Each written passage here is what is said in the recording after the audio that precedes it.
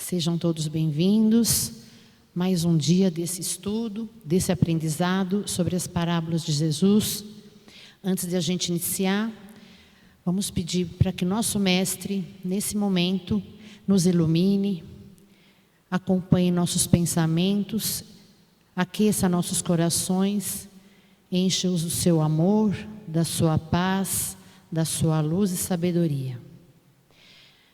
Vamos fazer a oração de São Francisco nesse momento. Senhor, fazei de mim um instrumento de sua paz. Onde houver ódio, que eu leve o amor. Onde houver ofensa, que eu leve o perdão. Onde houver discórdia, que eu leve a união. Onde houver dúvidas, que eu leve a fé. Onde houver erros, que eu leve a verdade. Onde houver desespero, que eu leve a esperança. Onde houver tristezas, que eu leve a alegria. Onde houver trevas, que eu leve a luz. Ó Mestre, fazei que eu procure mais consolar que ser consolado, compreender que ser compreendido, amar que ser amado, pois é dando que se recebe, é perdoando que se é perdoado, e é morrendo que se vive para a vida eterna. Que assim seja, graças a Deus. Vamos lá. A leitura de hoje é do capítulo 18 do Evangelho segundo o Espiritismo, muitos os chamados e poucos os escolhidos. Nós vamos falar sobre as parábolas do festim de núpcias. Jesus, falando ainda por parábolas, lhes disse: o reino dos céus é semelhante a um rei que, querendo realizar as núpcias de seu filho, enviou seus servidores para chamar às núpcias aqueles que foram convidados. Mas eles se recusaram a vir. Ele enviou ainda outros servidores, com ordem de dizer de sua parte aos convidados: eu preparei meu jantar, fiz matar meus bois e tudo o que havia feito cevar. Tudo está preparado, vinde às núpcias. Mas eles não se preocuparam e se foram, um à sua casa de campo, o outro ao seu negócio.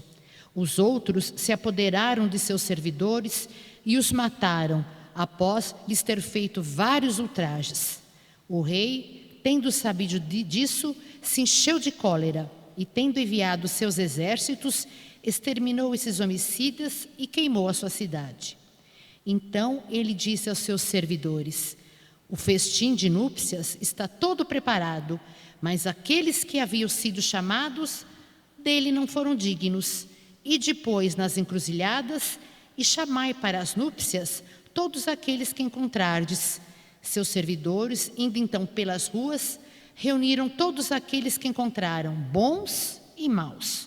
E a sala de núpcias ficou cheia de pessoas que se sentaram à mesa. O rei entrou então em seguida para ver aqueles que estavam à mesa, e tendo notado um homem que não estava com a roupa nupcial, lhe disse: meu amigo, como entraste aqui sem ter a roupa nupcial? E esse homem permaneceu mudo. Então o rei disse aos seus servos: atai-lhe as mãos e os pés e lançai-o nas trevas exteriores. Aí haverá pranto e ranger de dentes, porque há muitos chamados e poucos os escolhidos. Vamos então falar assim. Jesus falava aos saduceus, aos doutores da lei, aos seus seguidores e apóstolos, em parábolas, porque era um meio das pessoas entenderem essa explicação, modificando a forma de falar de uma maneira mais fácil para entendimento através de exemplos. Nesse sentido, as suas lições têm um alcance para encarnados e desencarnados. São imperecíveis seus ensinamentos, são transcendentais. Jesus fala não só para nós, mas fala para o nosso espírito, que é imortal, porque ele fala da lei divina que rege os destinos espirituais. E foi pela grandeza do codificador Allan Kardec que se começa a adentrar na essência espiritual dos ensinos de Jesus. Jesus lança então essas sementes que necessitam de um terreno fértil. Esse terreno é o nosso coração. As parábolas ensinam e mudam a nossa visão da vida de Deus. para nós entendermos os seus ensinamentos. Tocam nossos sentimentos de uma maneira que faz com que tenhamos o nosso coração evangelizado. E um coração evangelizado cria grandes homens. Ele faz o quê? Dá exemplo, produz grandes homens como um Chico Xavier, como Irmã Dulce, Madre Teresa, Gandhi e tantos outros. Agora vamos falar da parábola. O rei quer fazer uma festa, ele compara essa festa com o reino dos céus, essa festa de bodas. Na época, o casamento significava a maior união, a forma mais íntima. Então, tudo que era feito, até o espiritual, chamavam de casamento. Era um casamento da gente para com Deus. Vejam, quando a gente faz um casamento, a gente vai convidar quem? As pessoas que a gente mais gosta. E nesse exemplo, nessa parábola, Jesus convida, em primeiro lugar, o povo hebreu, que era um povo que foi o primeiro que pensou num Deus único, sem idólatras, sem nada, sem vários deuses, era um Deus único. E esse povo, através da sua maneira de ver mais orgulhosa, não aceitou o convite, não quis. Depois, ao convite feito através dos apóstolos para outras pessoas, mas eles preferiram o quê? O seu trabalho, ficarem no campo, cuidar das suas coisas, viraram as costas e não atenderam. E além de não atender, muitos deles mataram os servos que foram convidar. Esses servos significam quem? O que aconteceu com os apóstolos, querendo mostrar, querendo nos ensinar sobre o Evangelho, sobre a vida de Jesus, sobre seus ensinamentos, sobre evolução. Também não quiseram. Aí, quando Deus se encolera e faz o quê? Pede aos seus servos que destruam a cidade, que queimem tudo, que haveriam prantos e ranger de dentes, que fiquem com as suas mãos atadas.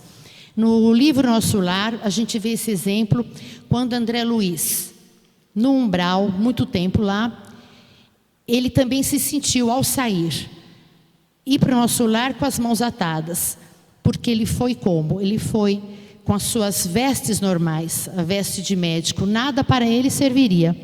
Ele foi, mas ele foi acolhido por Clarencio. O que a gente pode deduzir? Que nós temos oportunidades, através dos ensinamentos, através dos livros, através das religiões, da gente poder crescer, da gente poder alcançar esse reino dos céus. Através disso, não precisamos do sofrimento.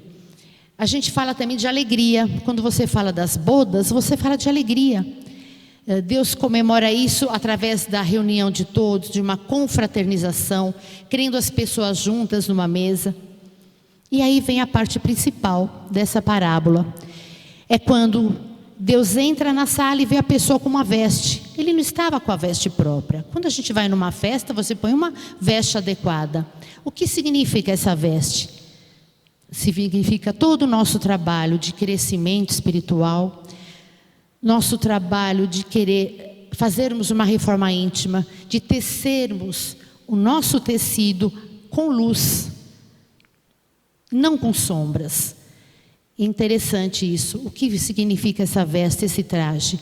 Então a gente precisa fazer de tudo para quando formos convidados para essa festa deste casamento, que é a união espiritual para com Deus, juntos com Ele, estarmos vestidos adequados, com as nossas vestes claras, cheias de luzes, através do ensinamento que nos foi dado, primeiro por Moisés, depois por Jesus, e agora com a codificação espírita. Que agora todos nós sejamos convidados, que possamos participar dessa festa com as nossas vestes limpas, chegarmos lá e, se o Senhor nos vê, não vê com a maneira certa, enxergando a gente como a gente é. Porque as vestes que a gente usa aqui não é equivalente quando chegarmos lá. André Luiz, quando chegou no reino espiritual, quando ele chegou lá, a sua veste de médico não servia. Você pode ser um médico, você pode ser um engenheiro, você pode ser um padre. As vestes de lá, você não vai ser. Você precisa se fazer internamente. Você precisa desse crescimento espiritual. A gente precisa se esforçar o máximo que pudermos para clarear a nossa veste. Então, vamos pensar assim: Senhor, o que temos? Temos o seu ensinamento, temos a caridade, que sem a caridade não há salvação. Vamos olhar o outro, vamos amar o próximo como a nós mesmos. Não desejamos o pior para nós, então não podemos desejar para o próximo. Vamos procurar servir, auxiliar, que foi aquilo que André Luiz percebeu quando ele viu que a veste dele de médico não servia lá, nem como enfermeiro ele serviu. Por quê? A medicina espiritual não era a mesma daqui. A ciência daqui não era de lá. A ciência de lá era do coração. Era do amor ao próximo, era de cuidar do outro. Era fazer tudo que fosse para aliviar as dores do outro. Então isso que é importante a gente pensar e a gente fazer. Vamos agora